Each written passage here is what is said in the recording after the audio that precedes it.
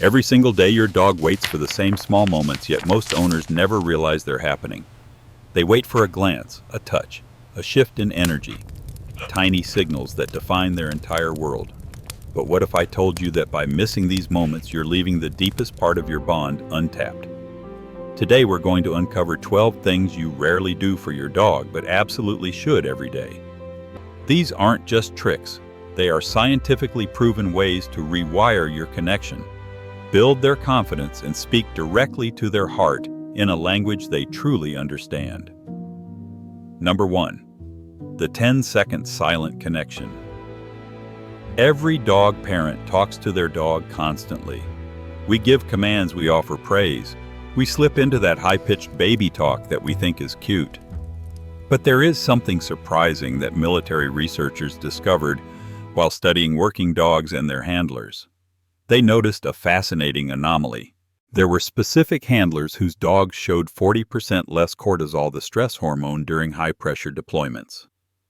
Now, these handlers weren't doing anything special with training techniques or physical exercise. They weren't using better treats. The only thing they all were doing differently was silent eye contact throughout the day. Just 10 to 15 seconds of soft, deliberate attention with zero commands. No sit, no stay, no good boy, just looking. Why does this work? The amygdala in your dog's brain, that ancient fear center responsible for fight or flight, actually calms down during this wordless exchange. In the wild, staring is a threat. It means, I challenge you. But this soft, loving gaze is the opposite. It is a biological hack. This gentle acknowledgement floods their system with oxytocin within seconds. It tells them, I see you. You are safe. We are connected. It is a silent conversation that grounds them in a way words never could. Try it today. Just stop what you are doing, look at them softly, and breathe. Watch their shoulders drop. Watch them exhale. That is the power of silence. Number 2. The forgotten tension zones. Let's talk about touch. Most owners pet the same 3 spots: the top of the head, the back, and the belly. It's what we've always done. Meanwhile, canine massage therapists keep seeing the same heartbreaking pattern in almost every dog they treat. There are specific areas carrying chronic, lifelong tension that nobody ever touches. The first is between your dog's toes. Knots of stress build up here daily. Dogs instinctively spread their toes when they are anxious or bracing for movement, creating micro tears in the connective tissue. 30 seconds of gentle massage in the webbing between their toes does something remarkable. The sensation travels through nerve pathways we've only recently mapped, releasing tension all the way up the leg. But the real goldmine sits right where their front legs connect to their chest, the pectoral muscles. Dogs physically cannot scratch this spot themselves. It is a biomechanical impossibility.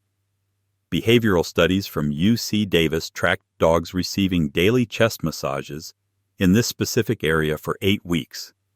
The results shocked everyone. These dogs didn't just feel better physically, they started carrying themselves differently in public. They were more confident, less reactive, and more open to new experiences.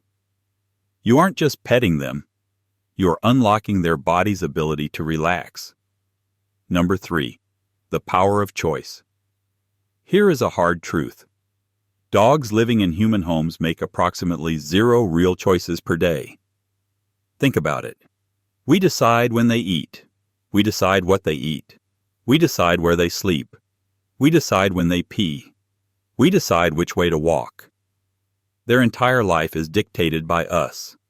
And here's what happens to animals and humans who never get to choose. They develop learned helplessness.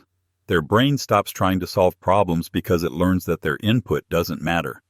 But European researchers studying working dogs made an accidental discovery that flipped this on its head. They found that imperfectly trained dogs whose handlers occasionally let them disobey or make their own decisions actually outperformed the perfectly obedient robots in problem-solving tests. Why? Because they still had agency. They still believed their choices mattered. So here is the challenge. Once a day, offer something optional. Hold out the leash and ask, "Walk." If they don't come immediately, put it away for 5 minutes. No disappointment, no reaction. Just give them the choice to say no. Or on a walk, stop at a fork in the road and wait. Let them choose the path. Let them follow a scent trail for 5 minutes, even if it's the wrong way. Some days they'll refuse just to test if the choice is real. Their brain creates new neural pathways when they realize they have genuine agency. It builds a confident thinking dog, not just an obedient one. Number 4. The Sniffari decompression walk. We often treat walks as exercise. We want to get from point A to point B, burn some calories, and get back home. But for a dog, a walk isn't just a gym session. It's reading the morning news. Their world is olfactory. They see with their noses. When we rush them past a fire hydrant or pull them away from a bush, it's like someone snatching a book out of your hands just as you're reading the most interesting paragraph. You would be frustrated, right? The Sniffari is a walk where the only goal is sniffing. You let the dog lead. If they want to spend 3 minutes smelling a single blade of grass, let them. Studies show that sniffing lowers a dog's pulse rate. It is a natural calming behavior. 10 minutes of intense sniffing is mentally equivalent to an hour of physical running. By allowing this decompression walk once a day, even for just 15 minutes, you are allowing them to process information, lower their cortisol levels, and satisfy a deep biological need. You will find that a dog who has had a Sniffari is often much calmer at home than a dog who just ran 3 miles. Number 5. The brain game hiding in plain sight. Your dog's brain doesn't stop working when you're busy cooking dinner or answering emails. It just idles. It enters something like a screensaver mode, waiting for input. But a 2-minute activity can flip the switch and light up more brain regions than an hour-long fetch session. And most owners have never tried it. Here's how. Take one piece of their regular kibble. Not a high-value treat, just their usual food. That matters because regular food activates the brain's seeking system differently than high-reward treats, which trigger pure excitement. Now hide it somewhere unusual. Behind a chair leg, under a pillow, or just out of sight. Let them find it. This tiny game does something remarkable. The Family Dog Project in Budapest studied dogs who played daily food hiding games like this. Those dogs retained cognitive function nearly 3 years longer than dogs who didn't. Why? Because this kind of food search doesn't just trigger movement. It grows the brain. Specifically, the hippocampus, the area tied to both emotional regulation and spatial memory, forms new neural connections when dogs navigate and sniff out resources. And the challenge matters. Start easy but gradually increase difficulty so they have to think, sniff, and remember. You're not just entertaining your dog, you're actively delaying the aging of their brain. Number 6. The energy matching technique. You come home exhausted. Your dog is bouncing off the walls, tail wagging, jumping up. Every instinct tells you to calm them down right away. Down, no, relax. But there's a surprising strategy that works far better, and it starts with doing the opposite. Ethologists studying free-ranging dogs, the most genetically natural dogs on Earth, notice something we've forgotten in our modern homes. Before one dog tries to change another's energy, they match it first. That means when your dog is hyped up, you meet them at their level for just 20 seconds. Jump with them. Speak in a happy voice. Engage. Then slowly guide them toward calm. The moment of synchronizing does something remarkable inside their brain. It validates their emotion. It says, "I see your joy and I share it." Specifically, it strengthens a part of the brain called the anterior cingulate cortex, a region responsible for emotional flexibility. Dogs whose humans match before redirecting show 50% less reactivity to sudden environmental changes. They learn that emotions aren't dangerous and that transitions are safe. It works both ways too. If your dog is quiet and resting, don't jolt them with sudden play. Start slow. Match their calm and build up together. Number 7. The sleeping with the pack protocol. This is a controversial one, but the science is compelling. In the wild, dogs sleep in heaps. They pile on top of each other.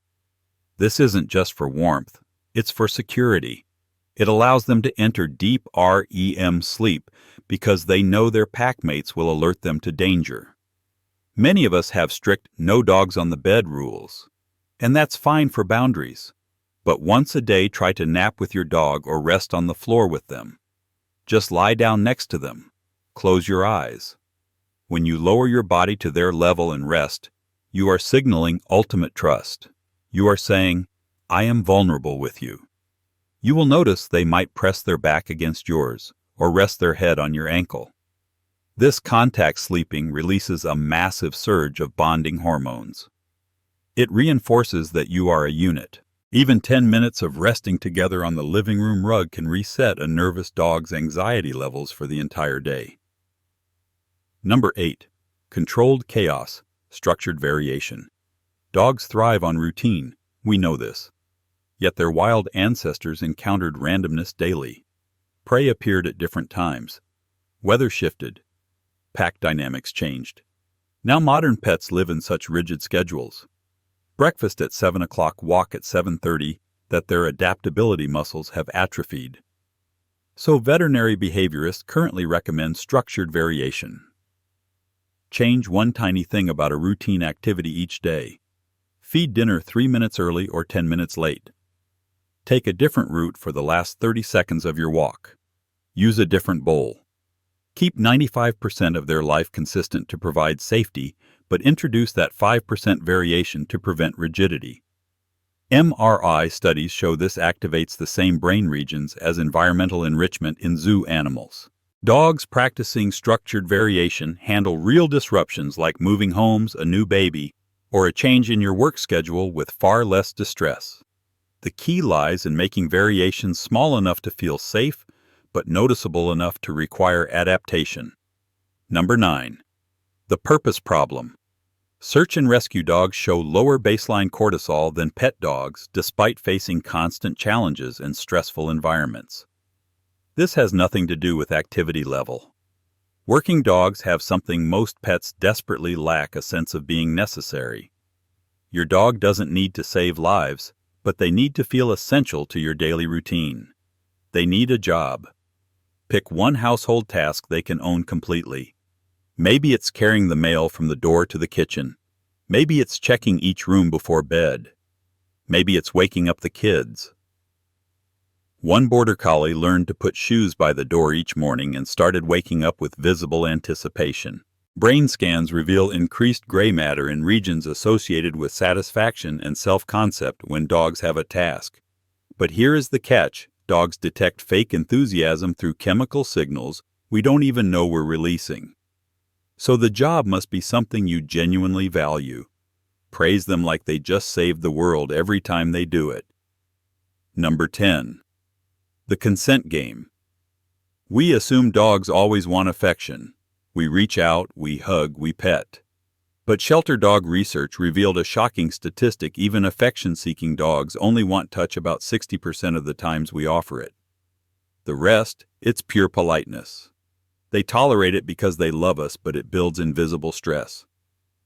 Try this: pet your dog for 3 seconds, then stop completely. Remove your hand entirely. Watch them. If they nudge you, lean in, or paw for more within 2 seconds, continue. That is an enthusiastic yes. If they turn away, lick their lips, yawn, or just sit there without moving closer, they were being polite. Stop. Respecting their no is just as important as respecting their yes. When you only pet them upon active request, the trust explosion becomes visible within days. Threshold anxiety decreases. Previously distant dogs become Velcro dogs once they realize all touch is consensual. They start communicating more clearly because they know you are listening. Number 11. The name game, recall, reset. How often do you say your dog's name? Probably 100 times a day. Max, no. Max, stop. Max, come here. Max, get down. Over time, their name becomes white noise. Or worse, it becomes a predictor of bad news. Once a day, play the name game to reset the value of their name. Say their name in a happy, high-pitched tone, and immediately before they even look, throw a high-value treat. Do this 5 times in a row. Max treat, max treat. You aren't asking them to do anything. You are just reprogramming their brain to associate the sound of their name with an automatic dopamine hit. This ensures that in an emergency, when you scream their name, their brain snaps to attention instinctively because that word has become the most valuable sound in their universe. Number 12. The chemical message before bed. In the quiet moment before bed, your dog may curl up nearby, breathing softly. To you, it feels like peace. But something deeper is happening. This is the perfect time to send a chemical message of love. This is the time to focus on the small things that make your dog uniquely yours. Look at them. Notice the gray on their muzzle. Notice the scar on their nose. Notice the steady rhythm of their breathing. As you take in those details with genuine gratitude, your body responds physiologically. It releases a powerful mix of bonding chemicals, oxytocin, dopamine, serotonin. While it feels internal to you, your dog can actually smell that shift. In 2019, researchers confirmed that dogs have specialized chemoreceptors capable of detecting subtle emotional changes in humans. When you're truly feeling love, not just saying it, but feeling it, they sense it. Not metaphorically, literally. And that has a real neurological impact. Brain imaging shows that when a dog picks up on these chemicals from their bonded person, it activates their default mode network, the region linked to memory, self-awareness, and identity. In other words, your dog isn't just relaxing by your side. They're absorbing your emotional presence. They are bathing in your love. And over time, those repeated, deeply felt moments contribute to how they define themselves and who they feel safe with. These 12 things might seem small. A massage here, a game there, a moment of eye contact. But to your dog, they are everything. They are the difference between living in your house and living in your heart. They are the signals that tell them, I am seen, I am heard, I am loved. Now I want to invite you to do something special to honor that bond. Go down to the comments section below and simply write your dog's name. Let's create a massive memorial of love, a list of the good boys and girls who change our lives every day. Tell me which of these 12 things you are going to try first. I will be reading through them because those stories remind us why dogs are the greatest gift we have. Thank you for watching, and give your best friend a hug from me.